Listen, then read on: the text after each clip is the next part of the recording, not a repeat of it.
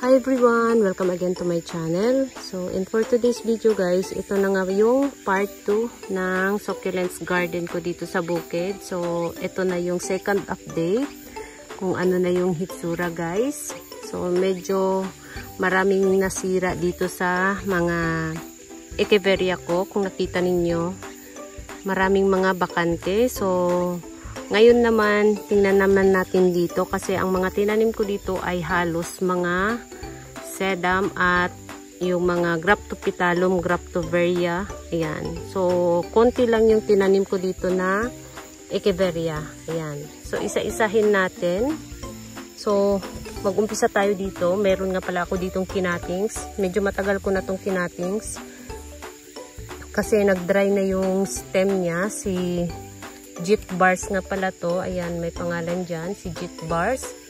So, nag-dry na kasi yung stem. Kaya ang ginawa ko, kinatings ko siya. Ayan. At may mga ugat na. Ayan o, may mga ugat na yung iba. So, ito is pwede pa siyang ma-save. Ayan. Kapag tinanim ko siya, ayan, magkakaroon ulit yan ng mga bagong suloy. And, ito naman siya si, Rolly.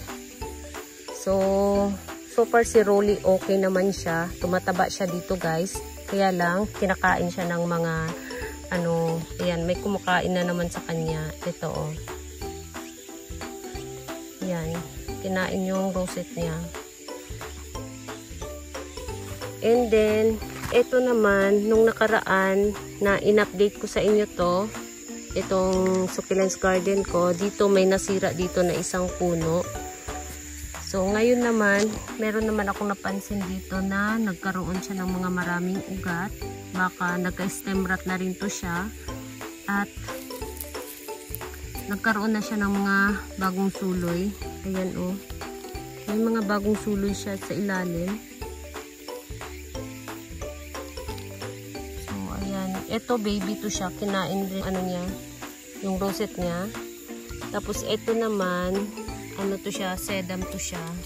Ito yung pangalan. Ayan. So,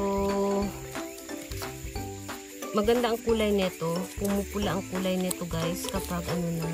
Yun din, kinakain din siya ng Hindi ko kasi ini-sprayhan ng gamot. Hinahayaan ko lang guys kung ano yung resulta nila para makita ko talaga kung maganda ba yung tubo nila dito, kung yung ma-encounter ko na mga ano ba yun? Yung ma-encounter na mga peste, kumbaga.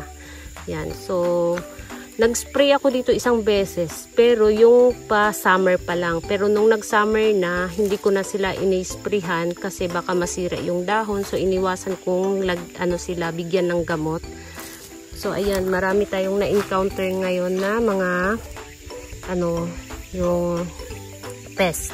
Ayan. So far, wala akong nakitang mealybugs. Ang kadalasan ko lang na dito ay kinakain yung yung rosette nila katulad nito. Kinakain ng uod. Ayan. Tapos malaki na yung ko. Ayan. Si Super Balm.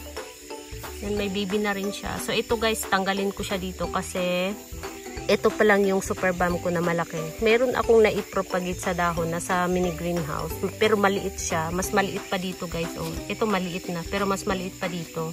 So ito is tanggalin ko siya dito para ilagay sa pot. Kasi baka masira siya during winter. At ito nga palang mga ko dito. Mga succulents ko dito. Baguhin ko na naman ulit. Ilipat ko sila ng ibang lugar. Kasi yung ko dito is, nga sila, hindi sila maganda yung tubo nila. Kung nakita ninyo, may mga nasira, maraming nasirang echeveria kasi yung lupa dito is mabato. Ayan. So, medyo malaki yung bato para sa mga succulents ko. Ayan, medyo malaki siya guys. Maganda siguro kung ang bato is medyo maliit na ganito. Pero, halos kasi, mas marami yung malaking bato. Ayan o.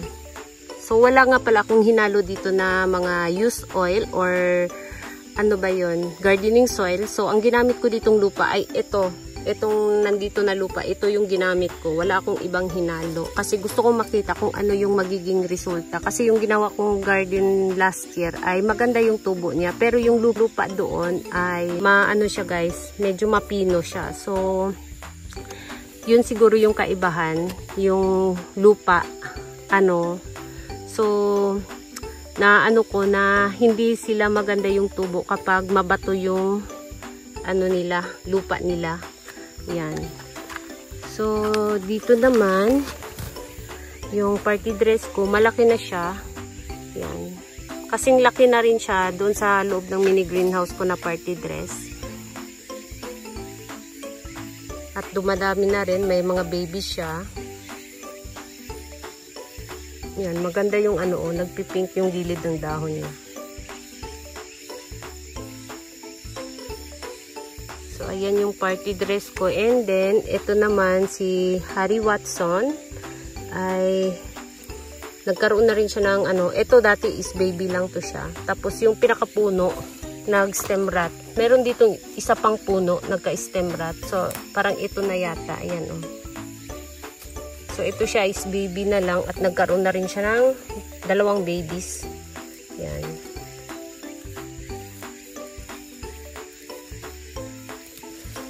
Tapos, ito naman si Takasago no Uki na. Tingnan ninyo yung dahon, guys.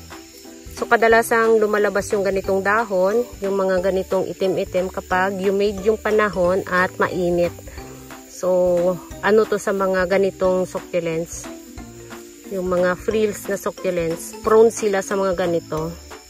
Yan, mga itim-itim. Tapos, yung 3 stonecraft ko, nakalbo na siya, guys. Ayan, kalbo na siya. Marami na siyang mga sanga-sanga, kaya lang nakalbo na siya. So, maganda pa naman yung kulay nito. Pumupula siya.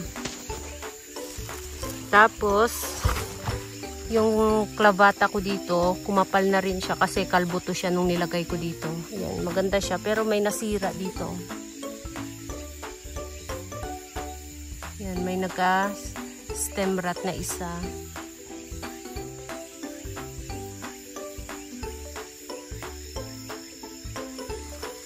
And then, ito namang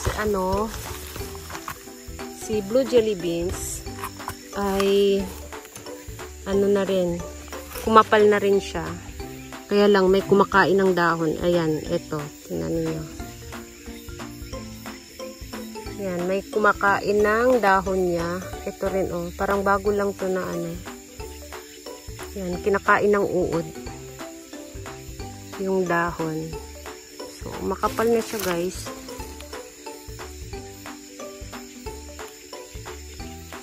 At napaka-dry ng lupa. So, ito nga pala ay paulanan ko kasi may parating kami na ulan mamayang hapon. So, tanggalin ko tong plastic nila para maulanan naman sila para hindi na ako mahirapang magdilig kasi sobrang tuyo naman nila. So, ayun, naisip kong paulanan na lang sila kaysa magdilig ako. At dito rin, ayan may kumain din ng aking bruns. Tingnan ninyo. Ito talaga yung kalaban kapag nasa magtanim ka sa direct sa ground, marami kang kalaban na insekto. Ayan, kinakain nila yung dahon. Maliban sa uod, mayroon ding mga langgam, mga mealybugs. Ayan, marami kang kalaban, guys, kapag nagtanim ka direct sa ground. Ayan, kinakain, guys. Ayan, Ayan, hulog na. Ayan, So, medyo kumapal na ulit yung marinade ko dito kasi nakalbo to siya. Kumapal na siya ulit. Tapos yung orchid, may mga baby siya sa ilalim, maliit pa. Yan, meron ding yan, meron na siyang lumabas na malaking baby, 2. At yung maliit pa, meron akong nakitang 4 na pimples. Tapos yung maganda yung niya, si PVN. Maganda siya, guys. Yan. kumukulog-kulog ngayon guys. Maganda si PVN. So ayan guys, ito yung kumakain sa dahon nila. Ayan guys, oh. Ayan, kung nakita ninyo, may ayan, nahulog na siya guys. Ito yung kumakain ng ano ko. Ayan yung kumakain ng dahon. Yung kinakain nila. Ayan. So, yan guys. Marami akong kalaban na ganito. Kahit yung mga gulay ko, kinakain nila. Yan. So, ganun talaga. Hindi natin maiwasan yung ganun na mga insekto. Kapag nagtanim tayo direct sa ground, ayan. So, ito ring ano ko, kinain na rin. Si Fun Queen. Kinain na rin yung rosette niya, oh. Ayan. So, hindi talaga maiwasang ano. Yan, malaki na siya, oh. Tingnan niyo.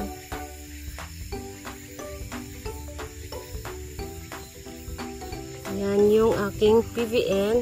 Ito, nakalimutan ko na naman yung pangalan niya. Pero maganda yung hitsura nito kapag na-stress siya, mapula.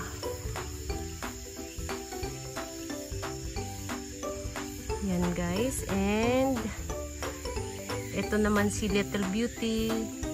Yan. Kumakapal na rin siya at humahaba yung kanyang stem. Mataba siya guys. Oh. Mataba siya dito. Si Little Beauty. Maganda yung dahon niya dito. And then, ito naman si, Davy. Nagka-stemrat na yung Davy ko dito. Yan. At yung mga dahon, yan, nagkaroon na siya ng ugat. Yan. So, ayan yung Davy ko, guys. Yung dahon niya, naman, matigas. Pero, ayun nga, kinakain sila ng nagkaka-stemrat sila. Ayan, nasisira sila sa sobrang init. Tapos, ito namang jelly beans ko. Tingnan niyo guys, wala na. Ang daming ugat, oh. Si jelly beans. So, maganda yung tubo niya nung umpisa. Pero nung katagalan, ayan, ang bilis mag-dry ng mga, stem niya. Tapos, si Dendrobium or Dendrobium. Tapos, yung nilagay ko dito na Olivia. Si Olivia, mabilis lang magkakaroon ng mga babies. Kaya lang, yung nilagay ko dito na Olivia, parang ang bagal. Ang bagal niyang lumaki dito, guys. So, itong isa is na nasira na. Na-stem rot na siya.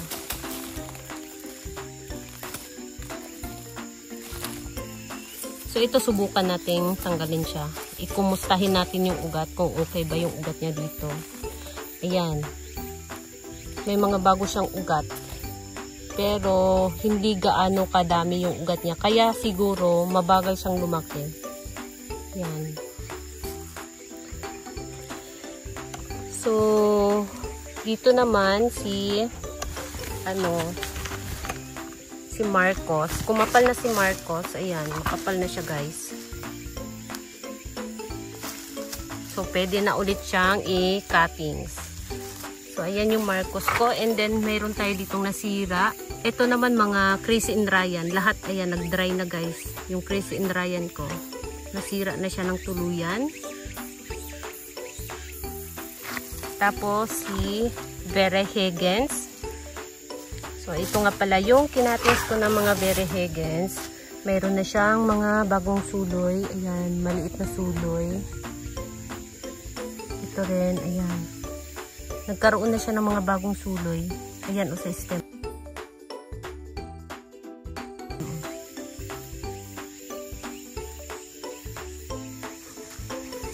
Tapos yung kinatings ko rin na mga ito, mga ghosty. Meron na rin. Maganda na yung kulay niya, oh. Nagpipink na siya. Ayan.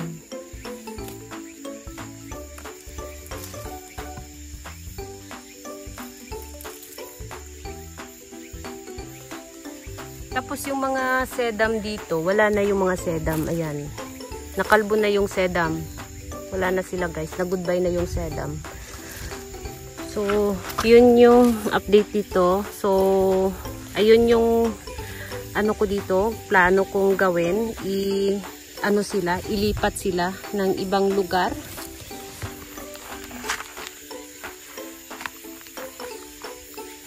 Yung hindi na masyadong mabato na lugar. Yun lang guys. Thank you so much for watching and please don't forget to subscribe and like to my channel. Sa hindi pa nakapag-subscribe, please subscribe my channel. At i-click nyo na rin ang bell button para ma-update kayo pag nag-upload ako ng bagong video. Thank you so much for watching and see you on my next video. Bye bye!